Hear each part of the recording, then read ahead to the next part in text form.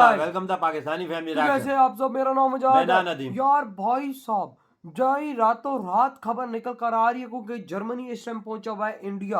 और भाई उसने अपनी जीडीपी बढ़ाने के लिए भाई रातों रात मोदी जी के कदमों में घेर के मांग ली है उनसे मदद के भाई मदद करो हमारी। जर्मनी की जीडीपी गिर चुकी है। क्या बोल रहे हो वजह? जर्मनी जैसा देश हो यार, वो मोदी जी के कदमों में घेर के बोल रहे मेरी जीडीपी बढ़ाने में मदद देखो यार, यूरोपियन दौड़ दौड़ के आ रहे हैं यार। हाँ वाकई में मैं भी यही बात करने वाला था कि जर्मनी यूरोपियन देश है। हाँ ना यार, लेकिन उसके बावजूद वो दौड़ दौड़ के मोदी जी आके आके कदमों में गिर रहे हैं। और भाई साहब कह रहा है कि मेरी जीडीपी में मेरी मदद करो। वॉच करते हैं भाई, देखते हैं कड़ा करते स्टार्ट। यूरोपियन यूनियन के 27 देशों में सबसे बड़ी इकॉनमी है जर्मनी की, और इस समय जर्मनी की जीडीपी है $4.7 ट्रिलियन। लेकिन जर्मनी के लिए मसला ये है कि उनकी जीडीपी ग्रोथ रेट इस समय बिल्कुल जीरो है। IMF ने जो रिसेंट जीडीपी ग्रोथ रेट की प्रोजेक्शंस जारी की थी उस पर 2024 के लिए जर्मनी की जीडीपी ग्रोथ रेट प्रेडिक्ट की गई है 0%, यानी कि इस साल जर्मनी की जीडीपी में कोई भी बदलाव नहीं आएगा। एंड अगर जर्मनी की सरकार ने कोई मेजर रिफॉर्म्स करके जीडीपी ग्रोथ रेट को बढ़ाने के लिए कोई मेजर स्टेप्स नहीं उठाए तो फिर जर्मनी की जीडीपी ग्रोथ रेट 0% से नेगेटिव हो जाएगी, यानी कि माइनस में आ जाएगी। जर्मनी की अर्थव्यवस्था बढ़ने की बजाय नीचे गिर जाएगी।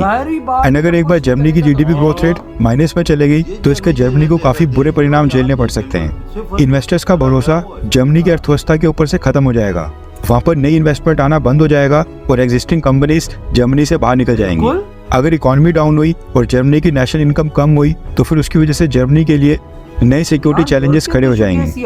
जर्मनी के रशिया के साथ ऑलरेडी रिलेशंस बिल्कुल खराब चल रहे हैं, इसलिए जर्मनी को अपना डिफेंस बजट लगातार बढ़ाना पड़ रहा है और आगे भी बढ़ाते रहने का प्रेशर है। इन सारी बीमारियों की एक ही दवा है और वह जीडीपी ग्रोथ रेट, जिसके लिए जर्मनी को इमीडिएटली कोई मेजर स्टेप्स उठाने ही पड़ेंगे। वेस्टर्न और यूरोपियन देशों के साथ तो जर्मनी की पार्टनरशिप ऑलरेडी काफी स्ट्रांग है, इसलिए अब जर्मनी को नीड है नए देशों के साथ पार्टनरशिप करने की और ट्रेड टाइज मजबूत करने की। एंड इस समय दुनिया की सभी मेजर कंट्रीज में सबसे तेजी से जीडीपी ग्रोथ रेट हो रही है भारत की, जहाँ पर एक तरफ जर्मनी की जीडीपी ग्रोथ रेट 0% है, वहीं पर भारत की जीडीपी ग्रोथ रेट इस समय 7% है और दुनिया के तमाम मेजर देश भारत से पीछे चल रहे हैं। इसलिए आप देख रहे हैं कि जर्मनी के चांसलर ओलाफ शोल्ज भारत की यात्रा के ऊपर आए हैं और भारत के साथ ट्रेड टाइज मजबूत करने के लिए काफी हाथ पैर मार रहे हैं। भारत सरकार को पता है कि जर्मनी के साथ डीलिंग्स में इस समय अपर हैंड भारत का है, इसलिए जर्मनी के साथ नेगोशिएशंस में भारत ने जर्मनी के साथ एक कंडीशन रखी थी। वो थी मोबिलिटी पार्टनरशिप पैक्ट के तहत भारत के ज्यादा से ज्यादा लोगों को वर्क वीजा प्रोवाइड करना। रेफरेंस के लिए आपकी स्क्रीन के ऊपर आर्टिकल का स्क्रीनशॉट भी है। दरअसल न्यूज निकल कर आ रही है कि जर्मनी ने भारत सरकार की डिमांड मान ली है। इससे पहले जर्मनी के चांसलर ओलाफ शोल्ज जब भारत नहीं आए थे तब तक जर्मनी भारत के स्किल्ड वर्कर्स के लिए हर साल 20,000 वर्क वीजा इशू करता था। लेकिन ओलाफ शोल्ज की भारत यात्रा के दौरान जर्मनी ने भारत के साथ मोबिलिटी पार्टनरशिप पैक्ट को रिन्यू कर दिया है और नए एग्रीमेंट के तहत भारत के लिए स्किल्ड वर्कर्स वीजा की संख्या हर साल 20,000 से बढ़ाकर सीधा डबल या ट्रिपल नहीं बल्कि 4 गुना से भी ज्यादा कर दी गई है। जर्मनी ने अनाउंस किया है कि वो नेक्स्ट ईयर से हर साल भारत के 90,000 स्किल्ड वर्कर्स को वर्क वीजा प्रोवाइड करेंगे, यानी कि हर साल भारत के 90,000 लोग जर्मनी में जाकर वहाँ पर काम करेंगे। ये वाकई में भारत के लिए बहुत ही बड़ी अचीवमेंट है, क्योंकि 20,000 से सीधा 90,000 ये बहुत ही ह्यूज जंप होता है। अब यहाँ पर जर्मनी की सरकार को एक स्पेशल थैंक्स इसलिए भी बनता है क्योंकि यूरोपियन कंट्रीज में अभी भी वहाँ पर इमिग्रेंट्स के खिलाफ काफी माहौल चल रहा है। लेकिन जर्मनी को भी पता है कि भारत के स्किल्ड वर्कर्स अगर जर्मनी आते हैं तो वो जर्मनी की इकोनॉमी और वहाँ की अर्थव्यवस्था में ही योगदान देंगे। सेम जैसे आज की डेट पे अमेरिका में वहाँ पर Indian community highest paying community है, वहीं पर भारत का भी इस चीज से कई $बिलियन डॉलर्स का फायदा होने वाला है।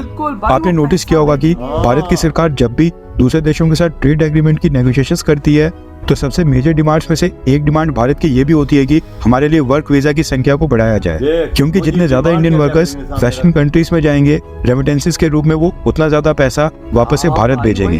रेमिटेंसेस न सिर्फ भारत सरकार की इनकम में योगदान देती है बल्कि भारत की जीडीपी का 3% अकेले रेमिटेंसेस के रूप में भारत में आता है। भारत की जीडीपी इस समय $3.9 ट्रिलियन है और उसमें से $120 बिलियन यानी कि 3% रेमिटेंसेस के रूप में भारत आता है। इसलिए जर्मनी का भारत के लिए वर्क वीजा की संख्या बढ़ाना ये वाकई में बहुत ही गुड न्यूज है। उधर हुई ये वीडियो खत्म। भाई साहब ये क्या जर्मनी ने कर दिया यार, अपनी जीडीपी बढ़ाने के लिए भारत के कदम भाई मांग रही, बोल रही मेरी मदद कर, मेरी जीडीपी बढ़ा, नहीं तो मैं माइनस में जा रहा हूँ भाई। देखो भारत ने क्या उसके एंड टाइम पे गले पे पांव रखा। मैं तो यही बोलूंगा कि भाई उसको कहता है अच्छा चल मैं तेरी मदद करूंगा, मैं तेरी जीडीपी बढ़ाऊंगा, लेकिन मेरे यहाँ से जो तू 20,000 बंदे बेच रहे तू उसको 90,000 कर, उसे साइन करके कह दिया ओके। ये 90,000 बंदा ये बंदा नहीं है, ये पैसा छापने की मशीन है भारत के लिए। जो भाई साहब वहां पे 90,000 हर साल जाएंगे, हर साल 90,000 भारतीय जाएगा जर्मनी और उधर से भेजेगा पैसा इंडिया में और इंडिया के रिजर्व में होगा इजाफा। भाई ऑलरेडी इंडिया 120 बिलियन डॉलर का रेमिटेंस बाहर से कमा रहा है। पाकिस्तानियों, भुखनंगों, भिखारियों, चप्पल चोरों, चड्डी फटी हुई लोगों, तुम लोग बाहर जाके भीखे मांगे पाकिस्तान में पैसा बेच रहे हो। अगले देखो इंजीनियर्स, डॉक्टर्स और स्किल्ड वर्कर्स वहां पर जाके वो पैसा कमा के भारत भेजो। तुम्हारी तो इतनी साल की एक्सपोर्ट नहीं हो यार, तुम लोग साल में इतना पैसा भाई साहब नहीं कमाते जितना वो 120 बिलियन डॉलर सिर्फ बाहर से अपने जो उन्होंने पैसा छापने वाले भारतीय भेजे हुए वो कमा के भेजे। ये चोरी जो करते हैं, जो बीक जो जाके मांगते हैं उनसे पैसा आ जाता है ना, क्या जरूरत है भाई साहब तकरीबन 25 बिलियन डॉलर की हमारी एक्सपोर्ट है और वहां पे 120 बिलियन डॉलर सिर्फ साल का रेमिटेंस भारत में आ रहा है एज अ प्रॉफिट। आप अंदाजा वो लगा सिर्फ लें। प्रॉफिट है हमारी टोटल एक्सपोर्ट्स, उसमें प्रॉफिट क्या है किसको क्या पता। और मोदी जी ने और उसके भाई देख साहब- सर पे हाथ के, सर पे गर्दन पे टांग कैसी रखी है कि हमारा बंदे बंदे बढ़ा। हाँ हमारे बंदे बढ़ा, फिर उसने बोला कि बंदे मैं बढ़ाता हूँ 90,000 देख ले यार, उसकी गर्दन ऐसी मरोड़ी है कि सीधा हो गई। भाई वो हिल ही नहीं किया, वो हिल ही नहीं पा रहा मोदी के आगे, क्योंकि उसको पता है कि अगर मुझे मदद इस दुनिया में कोई देश कर सकता है वो इस टाइम इंडिया है। यार इंडिया के पाँव पड़ रहा है। जीडीपी उसकी जीरो चल रही है, इंडिया की चल रही है 7%, दुनिया में जा रहा है इंडिया सबसे टॉप पर, और अगले 5 सालों के लिए प्रेडिक्शन ये 7 पर ही रहने वाली है। वर्ल्ड बैंक और आईएमएफ ने दोनों ने ये बता दिया कि भाई 7 से कम इंडिया की होने नहीं वाली, अगले 5 सालों में ऊपर जाएगी नीचे नहीं आएगी। कोई सोच सकता कि जर्मनी जैसा देश नीचे आ जाएगा, 0 पे हो जाएगी हमारी की और GDP। भाई इंडिया के कदमों में गिर के वो बोल रहा होगा कि भाई मेरी जीडीपी बढ़ाओ।